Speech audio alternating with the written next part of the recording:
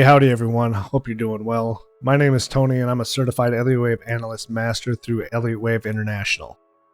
I am also an educational sensei at Trade Devils University. And while discussing the Elliott Wave Theory with one of the members, I kept referring to a page in the book, the Elliott Wave Principle by Frost and Prechter. And we noticed some of the material I was referring to in my book was missing from his book. Come to find out, I was working from a 10th and 11th edition. Well, he had the newer version, which is the 12th edition. This video idea spawned from that, so I ordered the version of the Elliott Wave Principle and made sure it was the 12th edition so I could compare and contrast the two. Now, in the past, changes have occurred between the different editions of the book. One of the biggest changes I remember is disallowing flats as a subway of a triangle. So things do change and evolve as I continually study the chart, it seems. Well, I just received the 12th edition, and while scanning the book, I did find several changes. Some were a little more mundane, like spacing and font differences, but there were also some larger changes as well. One being the layout on pages 126 and 127 as an example. And these are the actual changes the member and I were initially discussing before we found out the discrepancies between the two editions. But the biggest of all the changes, in my opinion, and at the risk of being extremely late to this revelation compared to some, was on page 88. Before I go into the differences, I just wanted to let you know all the reference materials comes from Elliott Wave Principle by Frost and Prechter 10th through 12th editions, as well as the Elliott Wave International website. There, you can see a digital version of the book just by signing up for a free account. Also, if you are interested in learning more about the Trade Devil University method of analysis, or just want to talk Elliott Wave Theory with EWI certified Elliotticians, check out the website and join the free Discord. I'll leave the links in the description below. So anyway, back to page 88. This page and the previous both discuss the rules and guidelines of the diagonal pattern. Here's the older version from edition 11, and here's the newer version. When I put them side by side, you can visually see the changes. When I break it down, these are the major differences I found. Alright, so what I've done here is removed all the comparable rules and guidelines between the two editions and just kind of broke down what's actually new and being said in version 12. So we're just going to read through these and kind of see what it's telling us. Rules. In the contracting variety, wave 4 is always shorter than wave 2, and wave 5 is always shorter than wave 3.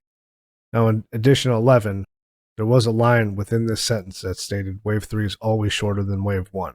That has now been omitted. In the expanding variety, wave 4 is always longer than wave 2, and wave 5 is always longer than wave 3. Again, there was a line in the old editions, 10 and 11 at least, that stated wave 3 is always longer than wave 1. That has now been omitted from edition 12. Guidelines. Wave 4 usually ends within the price territory of wave 1.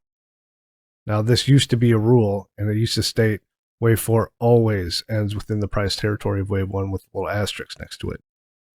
That verbiage has now changed to state wave 4 usually ends within the price territory of wave 1. It has been moved down to the guidelines section.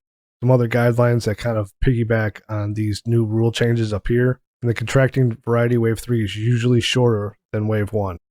In the expanding variety, wave 3 is usually longer than wave 1. So what this is basically telling me, in the new edition, wave 1 no longer has a rule attached to it that states it has to be a certain length comparable to wave 3. Wave 1 no longer has a certain length requirement. It can be any length in either of the variety. Again, that is just a guideline, and we should be looking for what usually happens to be more confident in our count. But right now, this is stating there's no more rule. There's nothing to really invalidate. If it's longer or shorter, depending on the variety, it doesn't matter. It doesn't actually invalidate the pattern at this point. And again, with this wave 4 usually ending within the price territory of wave 1, it's no longer a rule. It no longer invalidates the count if wave 4 doesn't end within the price territory of wave 1, which is kind of huge. So now that we have read through the changes in the rules and guidelines, what are we actually looking for in the charts? Here I have an example of a contracting diagonal based off the rule allowances for both the 11th edition on the left and the 12th edition on the right. Notice with the 12th edition, the wave 1 is longer than the wave 3, and the wave 4 does not overlap or end in the price territory of wave 1. According to my interpretation of the rule and guideline changes, this no longer invalidates the pattern.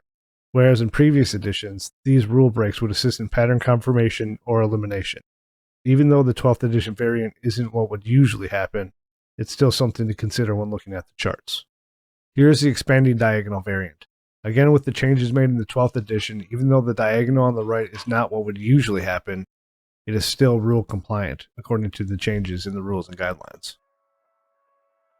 In summary, the biggest takeaways I have from these new rules and guidelines is that wave 1 can now be any size regardless of contracting or expanding diagonal variation, in comparison to wave 3, and wave 4 doesn't have to end in the territory of wave 1. So what these changes have done is made the diagonal pattern a bit more flexible in its interpretation, which in pattern trading isn't always a good thing.